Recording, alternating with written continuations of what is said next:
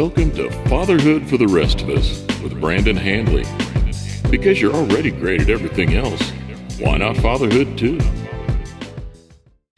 Hey there, and welcome to Fatherhood for the Rest of Us. This is Brandon Handley. I am the creator and founder of Fatherhood for the Rest of Us.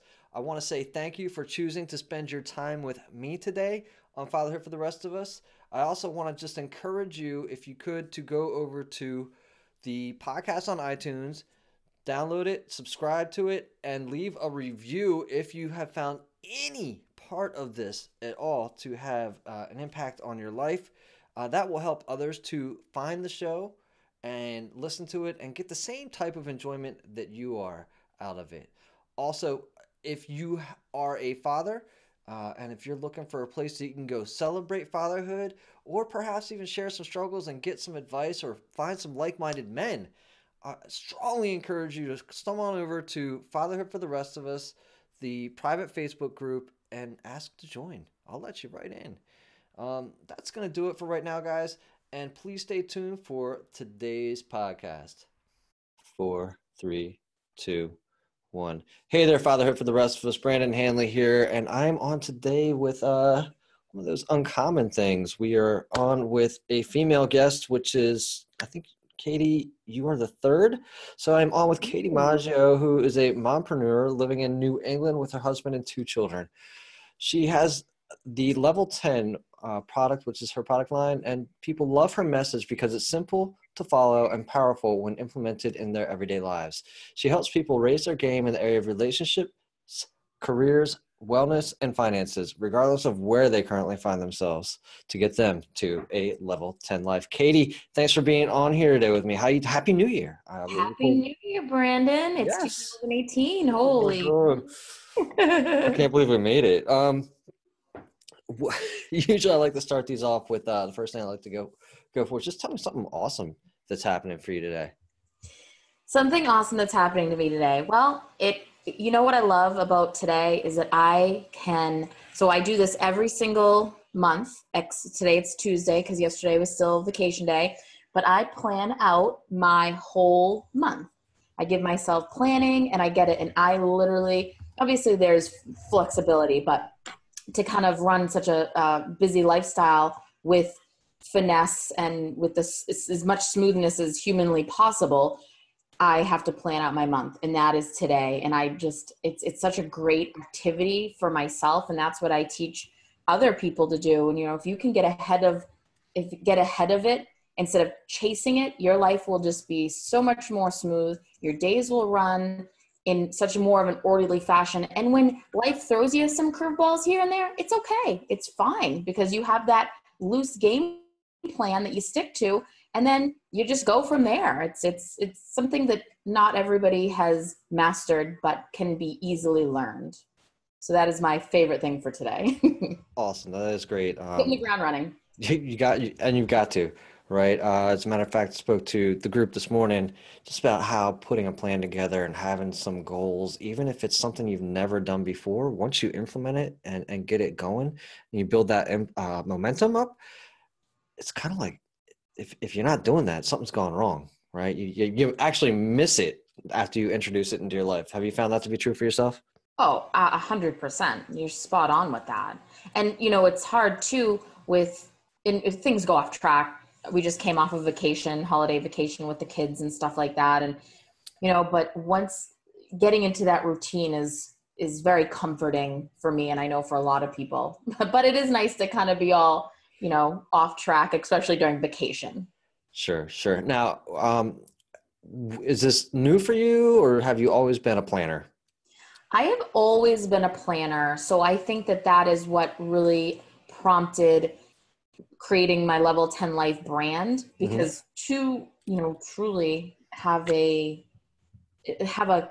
clutter-free mindset, you have to really get it out on paper, write down your wins, your losses, your successes, your fails, just everything, and get it down on paper. And then you can track things, you can measure things, and it just works better for me, especially being a parent, because being a parent, as we all know, is very hard.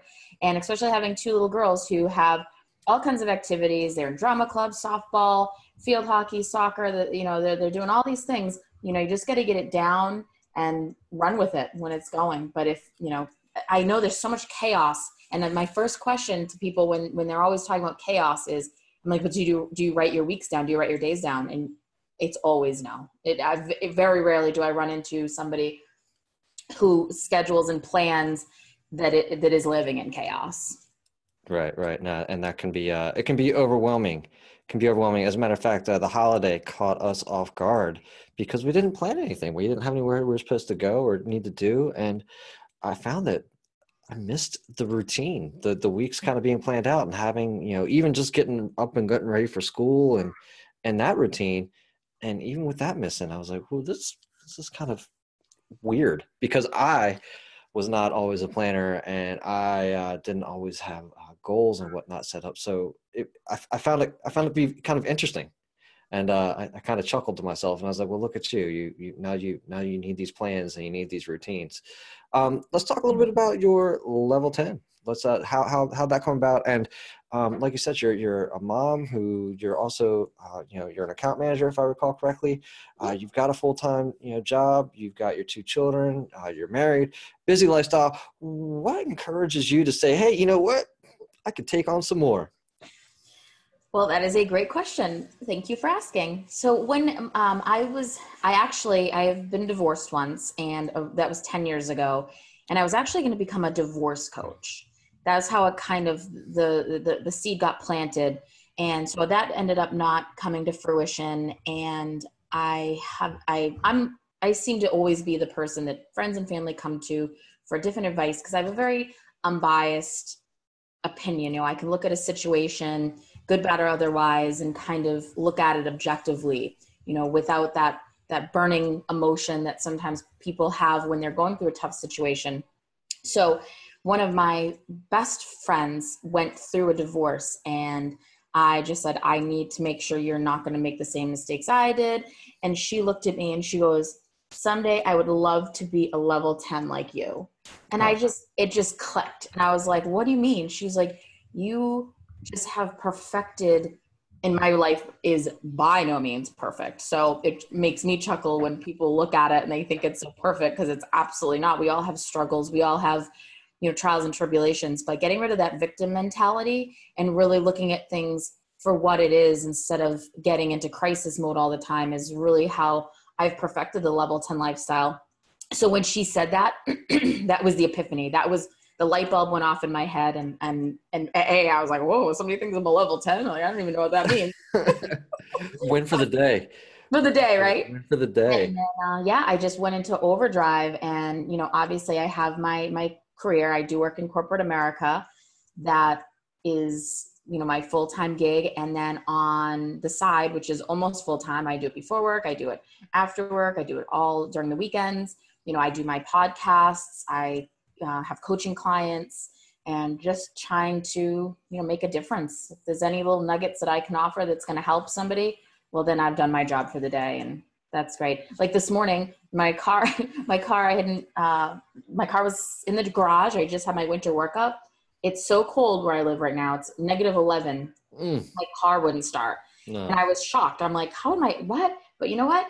Rather than getting upset, that's just the way it is. So we just addressed the situation appropriately and went from there. But I was telling a couple people this morning about it, and they were all like, oh my God, what did you do? And I'm like, got the car working. But it's how you handle situations. Honestly, it's just how the situation is looked at that moment. And it can seem like an absolute crisis at the time, but it's not. You just look at it objectively and take it apart from there. Right. Don't put a bunch of weight onto the situation that's really not there. Exactly. There's nothing you can do about it. Now, you spoke about not having a victim mentality and being objective. How did you come about that for yourself? Well, it's because I was the victim for so many years. Okay. Especially my self-proclaimed victim. I went through my divorce, and, everything was everybody else's fault. And, when this happened and that happened, and I was so angry. And, once I let go of the anger, once I let go of, everything's happening to me that could ever terribly go wrong. Once I let go of all that, it was like, that was it. It was just like a weight was lifted off my shoulder.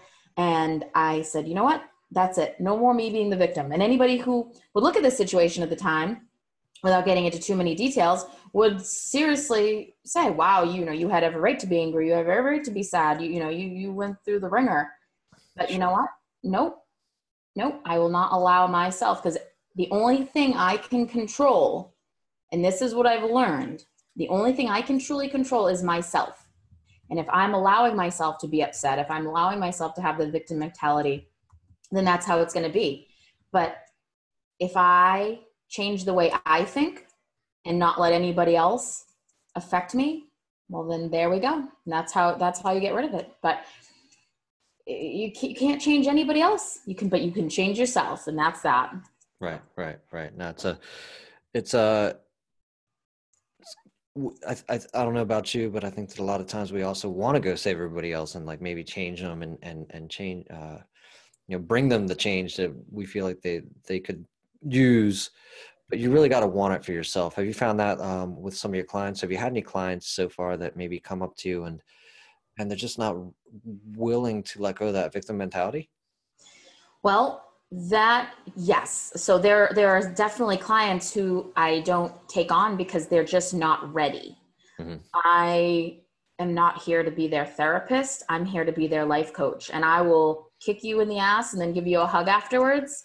But I can't give you therapy through your problems because you're not ready to change. You're not ready to take that leap. You're not ready to grow. You're not ready to go up the levels. You're just wanting to be stuck where you are. And that means it's not never, it's just not for right now. And some people just have to sort through that. But the people who are really willing to take that leap, they see what they want. They're just stuck. They don't know how to get there. Those are the clients that I work with, because then we put together a plan, we put together some action. And when they're, faltering a little bit or they're struggling, that's when I come in and say, nope, we got this. We can do this together. It's a new day. It's a new minute. It's a new hour. It's a new week. Here we go. And that's how I coach my clients. I love it. You're really just trying to make sure that they're not really looking at all their past to make to tomorrow or even today happen. Absolutely. So many people have a lot of different crutches and vices from the past that they always want to lean on. And it's a moot point. There's no point. Today is today, and that's all we have, because we honestly might not. It's morbid as it sounds sometimes. It's just we are not guaranteed another minute, so can't worry about it. Do you find that doing this, I want to call it your like side hustle, your side gig or whatever, do you find that this has given you a little bit more purpose and drive in your daily life as well? Like just, so you've got this and you've got your corporate gig. So like I said, you finding that doing the second part is really inspiring you to wake up every day a little bit more? Absolutely.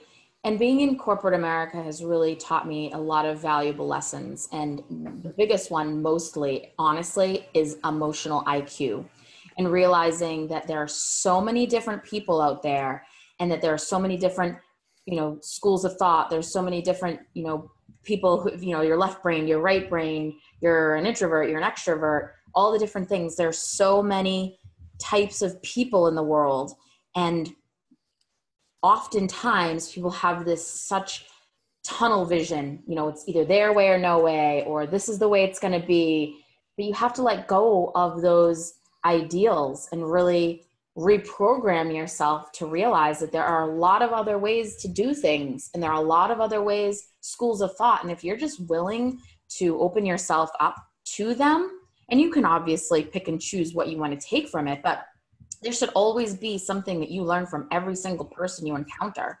And the one thing I've learned too, especially being in corporate America, is be a good listener. There's nothing, everybody's been there when you're in a conversation with somebody and all that person wants to do is just speak and talk and put in their 2 cents.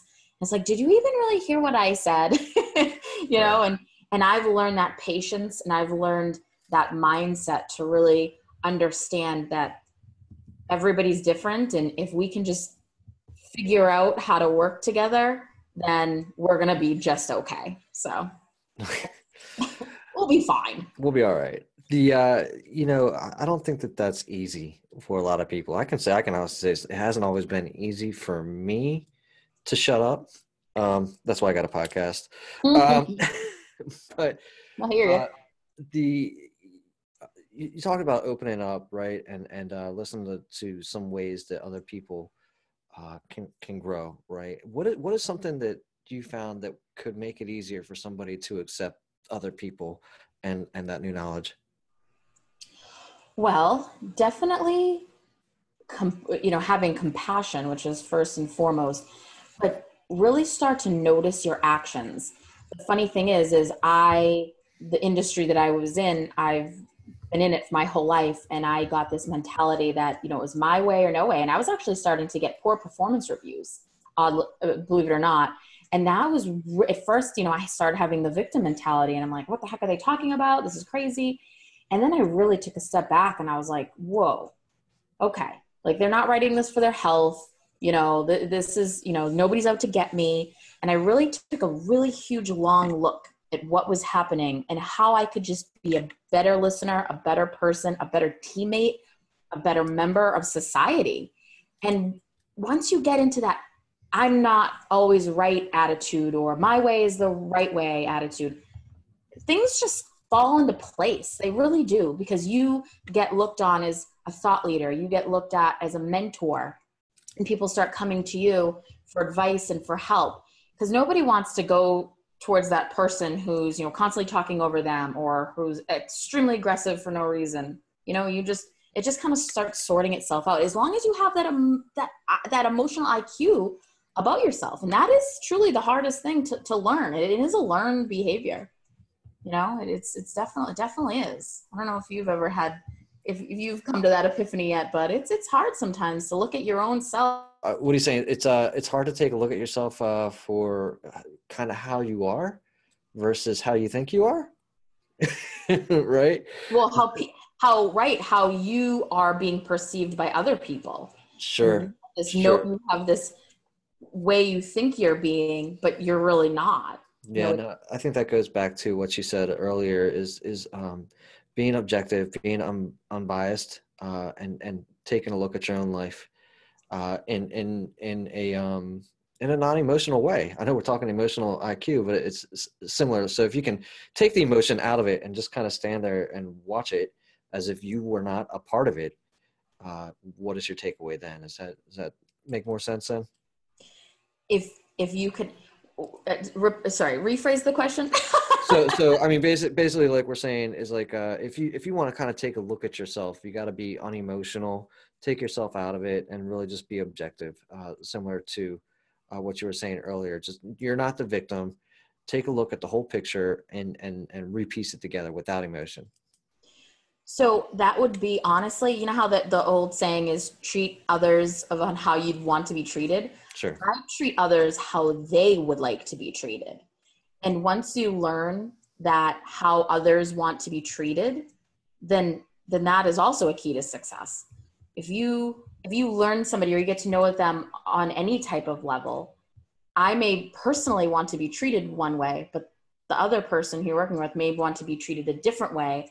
And just objectively learning different learning styles and personalities. And, there are some people who are extremely emotional. There are other people who are not emotional. Once you kind of navigate through that and realize that, everybody has a different way of doing things, and it does really change. It's a game changer, and it's an eye opener. And then again, just, I don't know, it just comes right down to, compassion and realizing that people just want to be treated nicely, usually. Absolutely. I don't mind getting treated crappily sometimes. I'm not gonna lie, because this makes me laugh. I know, right? It makes me appreciate everybody else who's being nice. Now, all right, so you're an entrepreneur, mompreneur.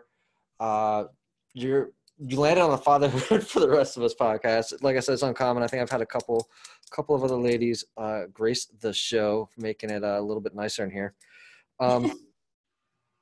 one of the things that, first of all, let's go ahead and let people know where they can catch up with you. We'll call this like the midsection.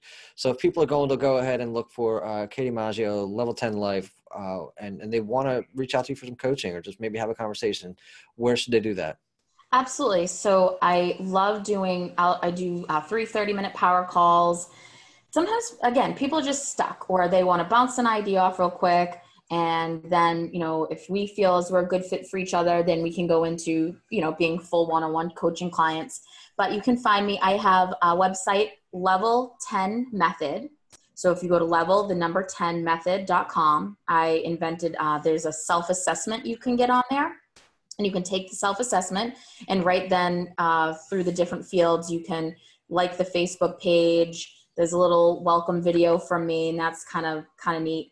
If you go to katiemaggio.com, that has all my podcasts on it. You can also find the Level 10 Life podcast on iTunes. If you type in Katie Maggio, Maggio, they'll all come up. Oh, okay, excellent. So worst case scenario, Google Katie. Google Katie, exactly. Katie Maggio. And then just hit me up on Instagram at the Katie Maggio. So those are some ways to get in touch with me. Now, do you spend more time on Instagram or Facebook, or what's your preferred platform? I spend more time on Instagram. Okay. Yep, I do. And I'm just starting a YouTube channel as we speak. Actually, that's one of my projects for tonight, is to get that up and running. But yeah, definitely.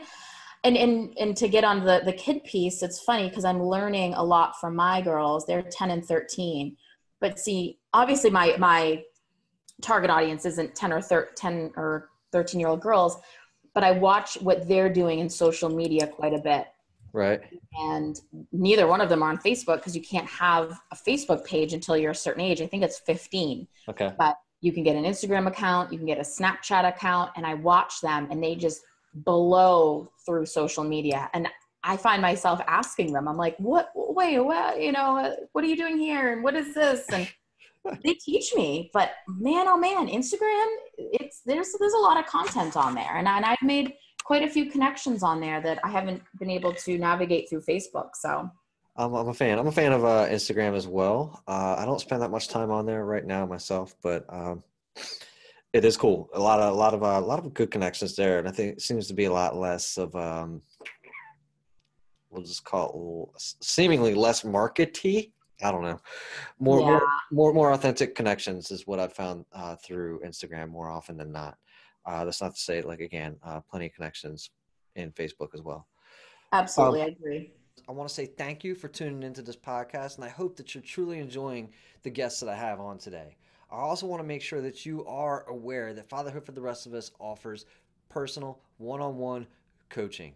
If you are a father out there who's been afraid or don't know what the next step is to take for you and your ideal version of life, reach out to me. Let's have the conversation. We'll see if you and I are a good fit. And if you are, I just want to help you. I want to serve you and get you to where you want to go, right? I'm not trying to get you from A to Z. I just need to help you to get to your next step. And if I can help you do that, man, it's going to be amazing. And you'll see that you'll be up and running after those first couple of steps.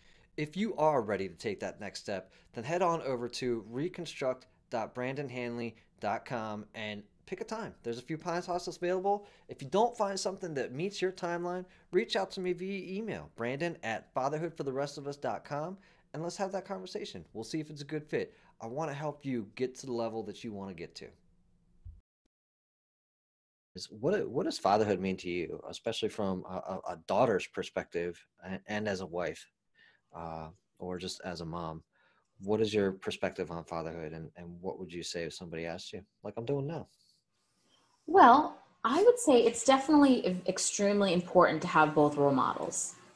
There's no doubt about it that a father and a mother role model is absolutely critical when it comes to bringing up children. And I do. My parents are still married. They've been married for 45 years. Yeah. Oh my gosh. Yep. They've been married forever.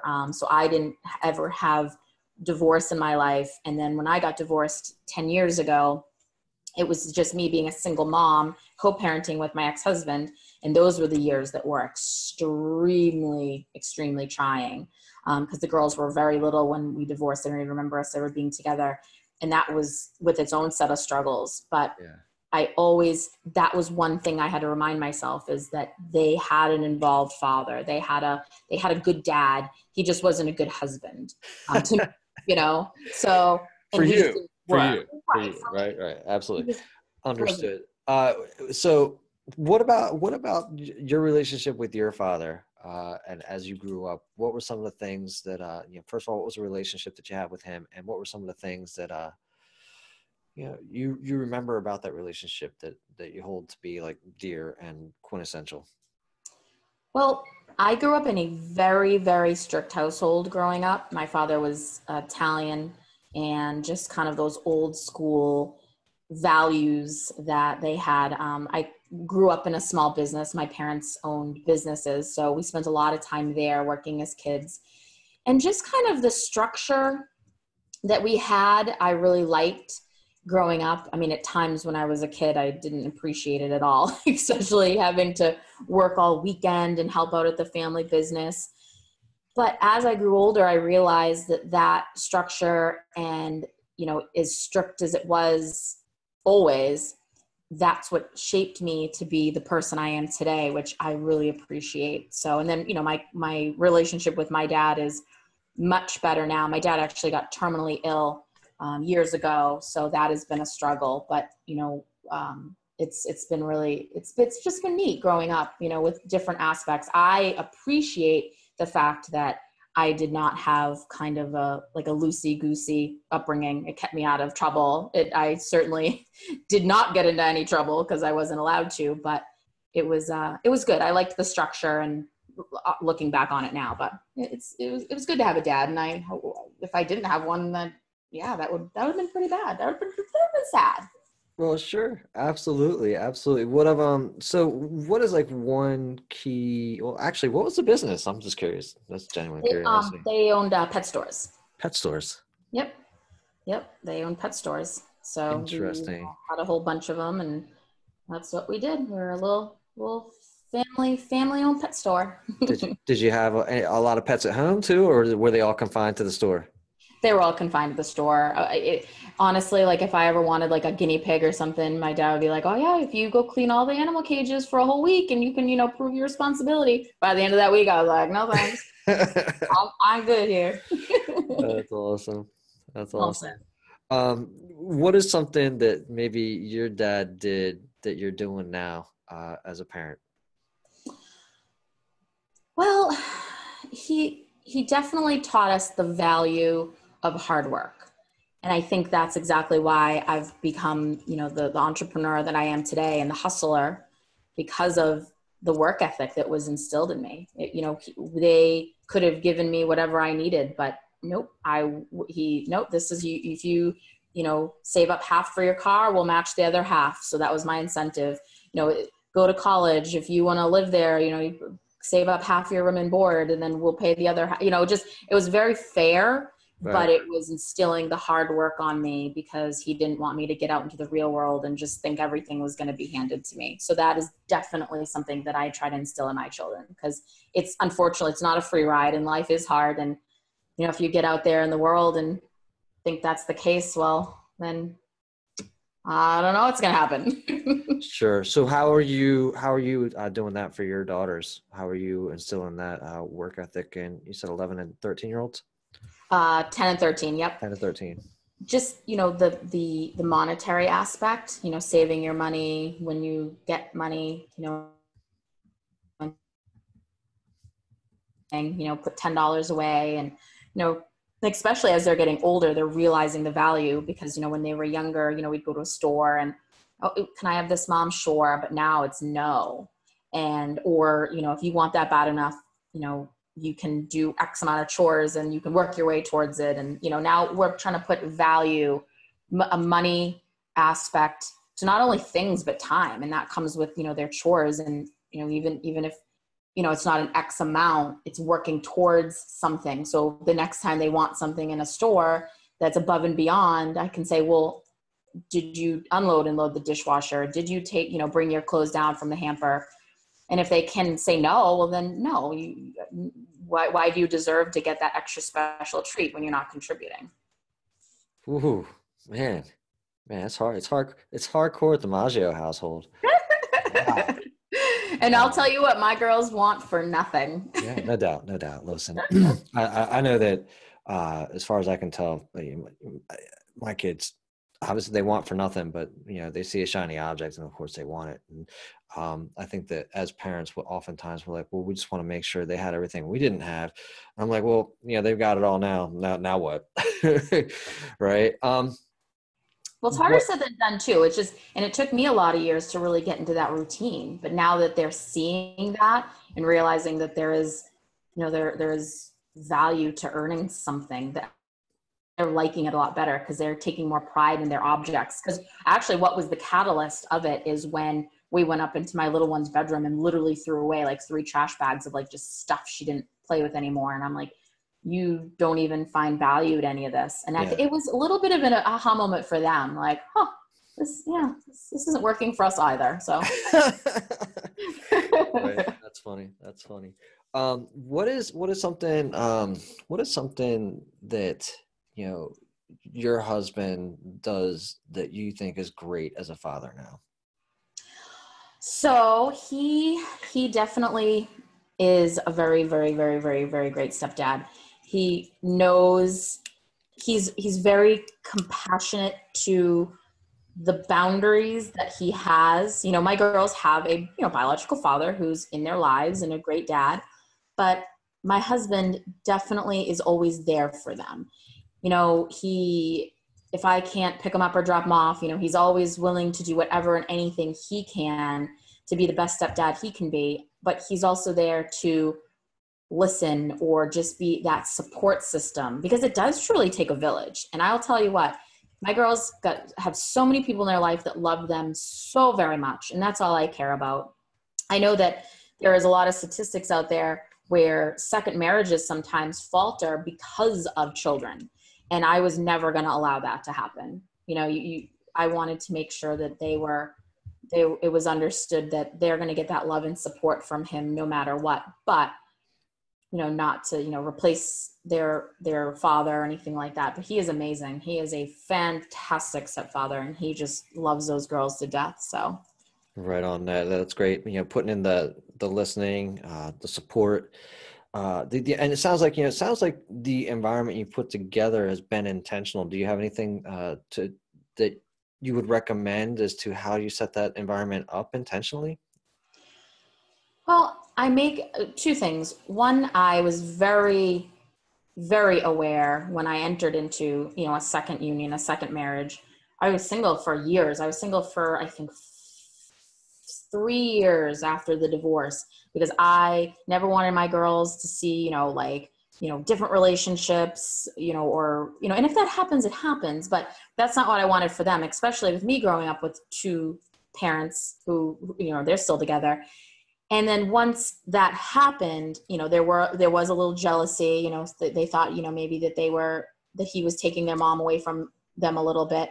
And we just made it a complete effort to make sure that they were completely secure with all aspects of it, that their mom loved them to death. And now they have a new person that loves them so much, and just show them that you can have a really nice functional relationship and never ever speak bad about like the other, I would never speak bad about their father, nothing. As much as, he got to me, here and there in the beginning, that was one key to success, is you never speak bad about the other person. Because all that does is you just find so many regrets that come with that. And I never wanted to taint them with anything. It wasn't their fault. And he was a good dad. So that's what mattered. So that's kind of how I set that up. Nice. I think that's kind of an impressive one right there. Never speak bad about the other person in a relationship. I mean, even I think that's hard enough in any relationship that you have, even if you're married and your husband and wife, any relationship. Was that something that you learned growing up? How did you come about like not losing your mind and talking a bunch of crap on your ex?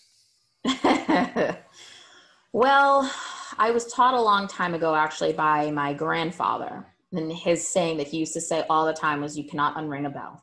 Mm. And I say it all the time to my kids when, they're going through their trials and tribulations, especially becoming middle schoolers, when they want to say mean things to their friends, or just whatever scenario it is in their lives. But you cannot unring a bell. And those sound waves, those negative sound waves, will stay forever. And people do not, it's that quote by Maya Angelou, people will forget what you said, but they won't forget how you made them feel. And just because you don't truly, you don't remember word for word what was said, they're gonna always remember it. So I had to, somebody very wise back when I was going through my divorce said, take the high road. And that's what I, to this day, that's why I wanted to be a divorce coach at the time. Like, I wanted to just teach people that, man, oh man, just because you were not in the right situation doesn't mean you can't live a very amazing life going forward. A level 10 life. A level 10 life. Awesome. No, it's true. We definitely never forget how other people make us feel. Often I forget all the time what people say, but you always kind of remember the picture of the moment and where you're at. And I kind of laugh when you say you want to be a divorce coach, because then I'm like, well, I don't know, were you great at divorce? But that's just kind of a joke. And then I'm just thinking it, I'm like, well, I don't know. I don't know. My third one was the best. Anyways, Third time's the charm. Woo! I do this well. Anyways, I'm just that's just my mentality. I love it. Avid book reader, read quite a books myself this past couple of years. What about you? Are you a big reader? Do you have time to read? I read. I have books on my nightstand all the time. I'm a podcast junkie. Mm-hmm. Because I drive quite a bit, so I'm always listening to podcasts, but I try at the end of the night to make it a priority to read at least one chapter of the book that I have right then and there. And the one I'm reading right now is it's called You Are a Badass: How to Stop Doubting Your Greatness and Start Awesome Living in an Awesome Life. And it's by Jen Sincero. I was going to say, that's a female author, Yep. if I recall. Yes, and it is awesome. And then I just finished Rory Vaden's book. That was an excellent book. Which one? Take the Stairs. Take the Stairs. Yes, that one. Every time I go to the airport now, I look and I'm like, not today. Not today. Yeah, that was really good as well. That was when I just finished over vacation, and I just got this book for Christmas from one of my girlfriends who was like, they saw her actually at a women's summit in Boston, and she bought the book and had it signed for me. So that's cool. That's very cool. Yeah. Do you have any that you gift the most? Ooh, well, actually, to be honest, I give all my books away. So people think I have this giant library of books, but once I read it, I actually make a lot of notes. I'm like that kid in college with like the highlighter and the underlining and the quotations, because I'm like, ooh, well, it's footnotes for somebody. It's like the clip notes. But no, every time I read a book, I always find some way to pay it forward to somebody who might need that book in their life that is, it's apropos to what they're going through. So yeah, I have a very big bookshelf that I often select from for different things. Very cool. What book have you kept because you can't let it go? Oh, goodness gracious. It's probably, oh my gosh, there's actually 3 that I have. Oh my goodness, hold on. I'm gonna butcher the name on it, but it was it's Stick With It. And oh my gosh, why am I blanking on the author's name? Oh my gosh, sorry, but it's called Stick With It. And the book is all about not giving up. Just no matter how hard it's getting, or if you're not getting immediate return, or you thought you were in for a 30-day fix, do not stop. Just keep going. And I live that true to my life, because if I want something bad enough, I'm going to keep going. And I don't expect to get there in 30 days. I don't expect there to, to get there in 6 months. I got to work as hard as I can. So Love it. that book is very near and dear to my mentality. No, I can't Another remember. one? You have another one? You said you had 3. Stephen Covey. I've read Stephen Covey cover to cover many, many times. So 7 Habits of Highly Effective People. Sharpening the saw, baby. Sharpening the saw. I've never read it. Oh my gosh. You know what? I'm going to mail my copy to you then. Don't. Keep your copy. Don't keep your copy. Keep your copy. Keep your copy. That one is truly something because it goes back to what I was talking about with the emotional IQ, with just, understanding how people tick and just kind of going with it. That when I'm starting to forget, I often go back to that book and there you go. Remind myself. So two of them were just Stephen Covey books. I think he's pretty great. Right. Very cool. Very cool. Anything that you, I don't think we really hit on parenting overly much. Is there anything like that you wish you would have known as a mom that you know now? Like if you'd known it sooner, it would have been really handy. Oh gosh. I think that if I would have definitely, when they were babies, and listeners might freak out, but I was a co-sleeper. I loved, sleeping with the girls, and that was the worst mistake because they were in a bassinet right next to me, and it was almost impossible to have a solid sleeping routine. It was impossible to, get them. It took them a long time to really be good sleepers. And that, if I looked back on it, if I just did the cry out method or whatever methods there are out there, I have a brother and sister-in-law who just had a baby, obviously many years after I started my family. And I'm just marveled at how they're putting their kids to sleep. I'm like, it's like magic. You guys are magicians, sleeping wizards. And they're just like, no, we just did this, that, and the other thing. And, because the minute my kids made a peep, I would pick them right up. And I look back on it now, I'm like, I did not need to do that. I could have saved myself a lot of sleepless nights. Amen, sister. Amen. That's probably it. Yeah. And then having them sleep kind of in that co-bassinet, that was unnecessary. What was I thinking? But you had them in together? No, once Hannah was about 3, then, Chloe kind of came into that space, but it's like, oh my, I don't know what I was thinking. I don't know if I thought they were going to die in their sleep or what, but hey, listen, moms are a special breed. They think differently, and that's okay.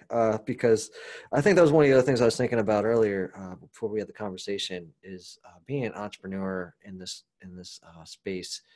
Do you find that being a female entrepreneur has any advantages or disadvantages versus, being a male entrepreneur that you're aware of, that you find noticeable? No.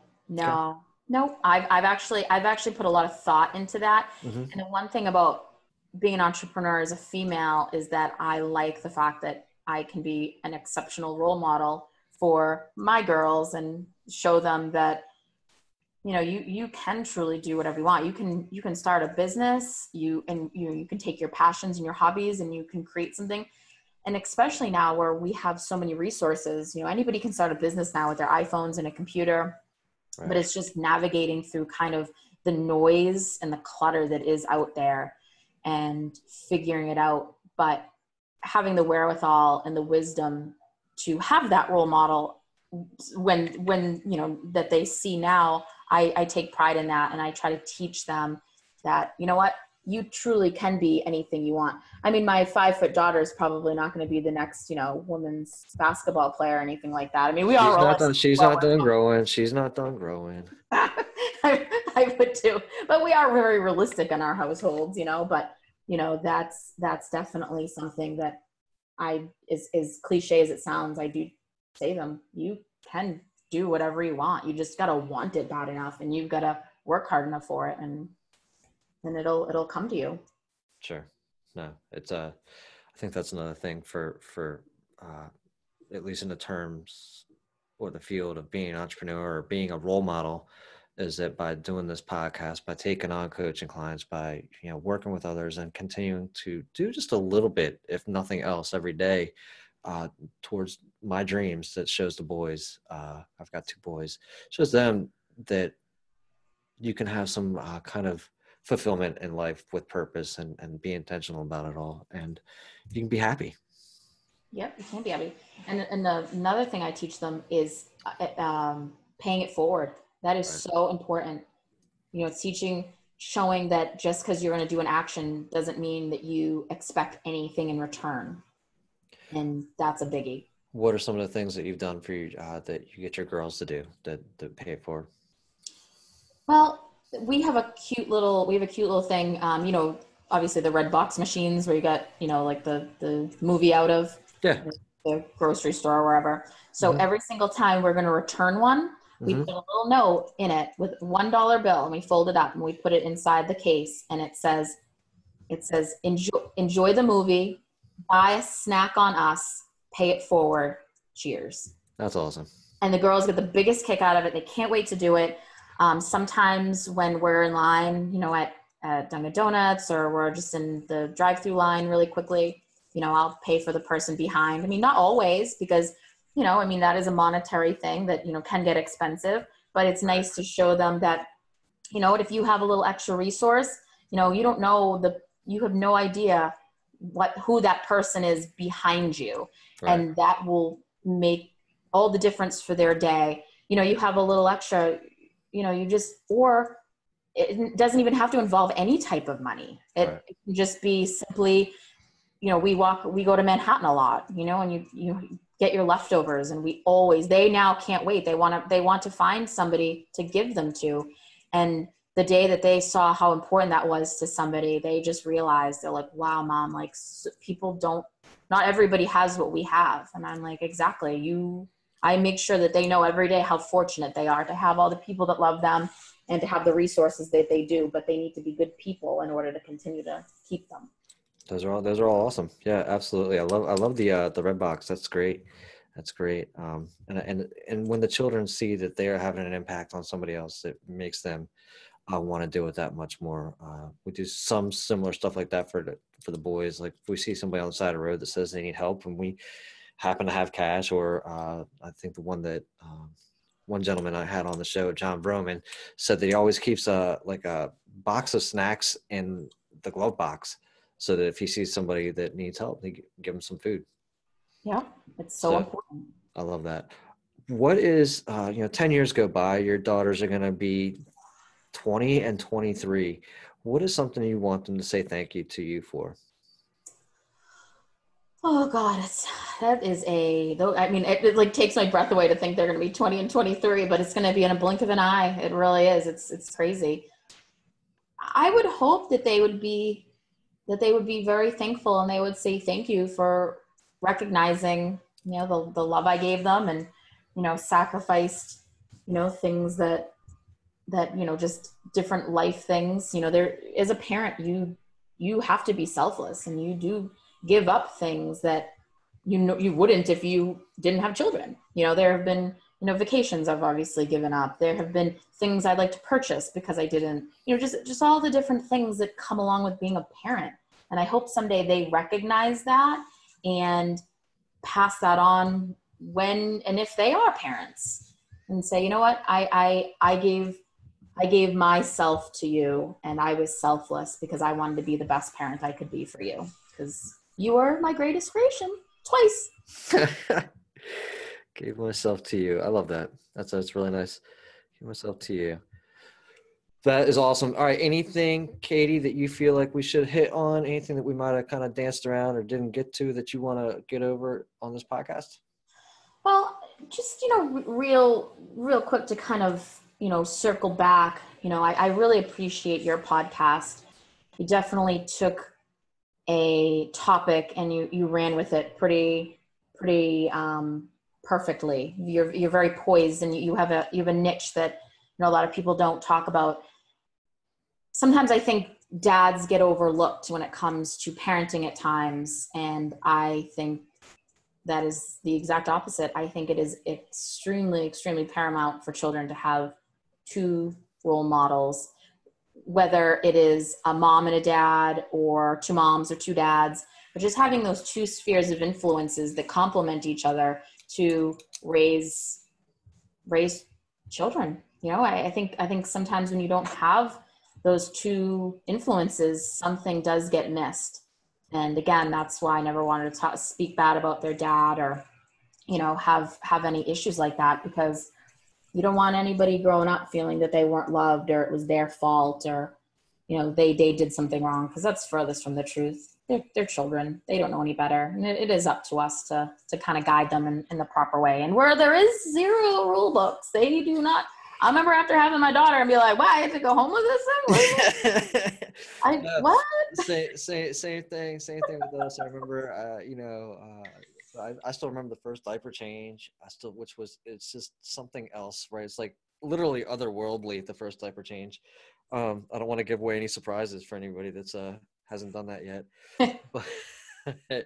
But when they give you the child, when they give you the child, and they're like, hey, there you go. Like, there's no test. At least you don't want to make sure I'm like, at least when I drive them in the car, I had to take a test. I got to drive the car. This is a human life. It's a life that you're handing over here. You have no idea what I'm about to go do. Exactly. It's crazy. Little disconcerting, actually. Spot on, man. little scary. They should give me something. Anyways, awesome. No, I appreciate you and what you're doing out there. Being classy, Kate. I think you're a classy individual, and I certainly wish you a ton of success. I don't think you're gonna have any problems with that. And you're already a level 10. What's level, like? What's gonna be phase 2 of this? Level 10 and beyond? Level 10 and beyond. Well, what I'd like to do is I have a lot of.